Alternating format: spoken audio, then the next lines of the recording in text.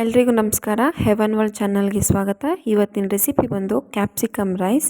ಹೇಗೆ ತುಂಬ ಸುಲಭವಾಗಿ ಕ್ವಿಕ್ಕಾಗಿ ಈ ರೈಸನ್ನ ಮಾಡ್ಕೊಳ್ಳೋದು ಅಂತ ನೋಡೋಣ. ಅದಕ್ಕಿಂತ ಮುಂಚೆ ಈ ಚಾನಲ್ನ ನೀವು ಇದೇ ಫಸ್ಟ್ ಟೈಮ್ ನೋಡ್ತಾ ಇದ್ದರೆ ಪ್ಲೀಸ್ ನನ್ನ ಚಾನಲ್ನ ಸಬ್ಸ್ಕ್ರೈಬ್ ಮಾಡಿ, ಬೆಲ್ ಬಟನ್ನ ಕ್ಲಿಕ್ ಮಾಡೋದನ್ನು ಮರಿಬೇಡಿ. ಇದನ್ನು ಹೇಗೆ ಮಾಡೋದು ಅಂತ ನೋಡೋಣ.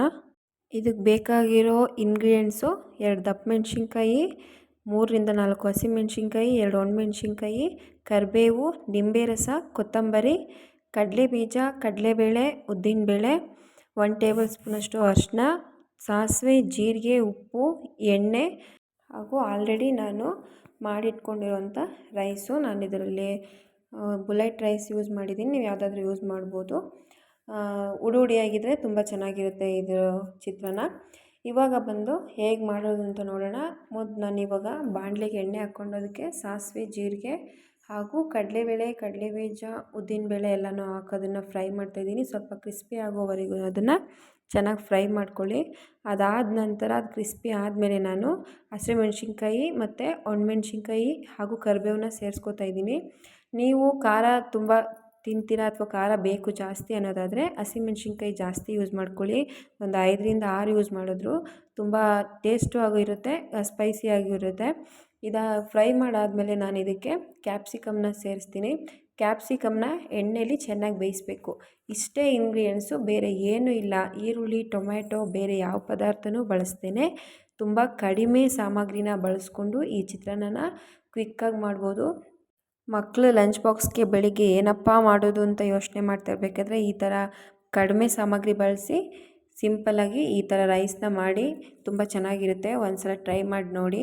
ಈಗ ನಾನು ಇದಕ್ಕೆ ಉಪ್ಪು ಸೇರಿಸ್ತಾ ಇದ್ದೀನಿ. ದಪ್ಪ ಮೆಣಸಿನ್ಕಾಯಿ ಸ್ವಲ್ಪ ಬೇಯಬೇಕು ಎಣ್ಣೆಯಲ್ಲಿ, ಅದಕ್ಕೋಸ್ಕರ ಅರಿಶಿನ ಮತ್ತು ಉಪ್ಪು ಸೇರಿಸಿ ಅದನ್ನು ಸ್ವಲ್ಪ ಫ್ರೈ ಮಾಡಿಬಿಟ್ಟು ಒಂದು 2ರಿಂದ 3 ನಿಮಿಷ ಅದು ಕ್ಯಾಪ್ಸಿಕಮ್ ಎಣ್ಣೆಲಿ ಬೇಯಬೇಕು.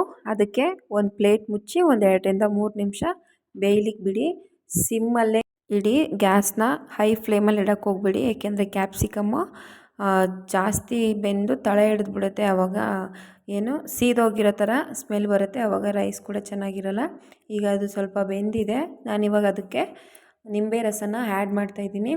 ಯಾವುದೇ ಚಿತ್ರಾನ್ನನೇ ಆಗಲಿ ನಿಂಬೆ ರಸ ಕೊನೆಗೆ ಆ್ಯಡ್ ಮಾಡಿ. ಅದನ್ನು ಜಾಸ್ತಿ ಏನು ಕುದಿಸೋಕ್ಕೆ ಹೋಗಬೇಡಿ. ನಿಂಬೆ ರಸ ಆ್ಯಡ್ ಮಾಡಿ ನಾನು ಅದಕ್ಕೆ ಇವಾಗ ಕೊನೆಯಲ್ಲಿ ಕೊತ್ತಂಬರಿ ಆ್ಯಡ್ ಮಾಡಿ ಸ್ವಲ್ಪ ಫ್ರೈ ಮಾಡ್ತೀನಿ ಅಷ್ಟೇ. ಈ ಥರ ಫ್ರೈ ಮಾಡಿಬಿಟ್ಟು ಗ್ಯಾಸ್ ಆಫ್ ಮಾಡಿದ್ರೆ ಈ ಕ್ಯಾಪ್ಸಿಕಮ್ ರೈಸ್ಗೆ ಈ ಗೊಜ್ಜು ರೆಡಿ ಆಗುತ್ತೆ.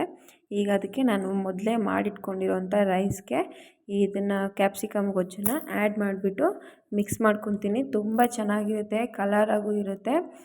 ಜಾಸ್ತಿ ಇಂಗ್ರೀಡಿಯೆಂಟ್ಸು ಟೊಮೊಟೊ ಅಥವಾ ಈರುಳ್ಳಿ ಅವೆರಡು ಇಲ್ಲದೇ ಇರೋಂಥ ಸಮಯದಲ್ಲಿ ತುಂಬ ಸುಲಭವಾಗಿ ಬೇಗನೆ ಮಾಡ್ಕೋಬೋದು ಚಿತ್ರಾನ್ನನ.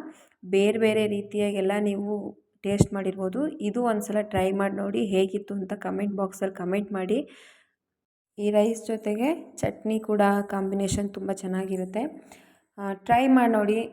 ಇಷ್ಟ ಆಯಿತು ಅಂದರೆ ಒಂದು ಲೈಕ್ ಮಾಡಿ, ನನ್ನ ಚಾನಲ್ನ ಸಬ್ಸ್ಕ್ರೈಬ್ ಮಾಡೋದು ಮಾತ್ರ ಮರಿಬೇಡಿ. ಇವತ್ತಿನ ರೆಸಿಪಿ ನಿಮಗೆ ಇಷ್ಟ ಆಗಿದೆ ಅಂತ ಅನ್ಕೋತೀನಿ. ಎಲ್ಲರಿಗೂ ಧನ್ಯವಾದಗಳು.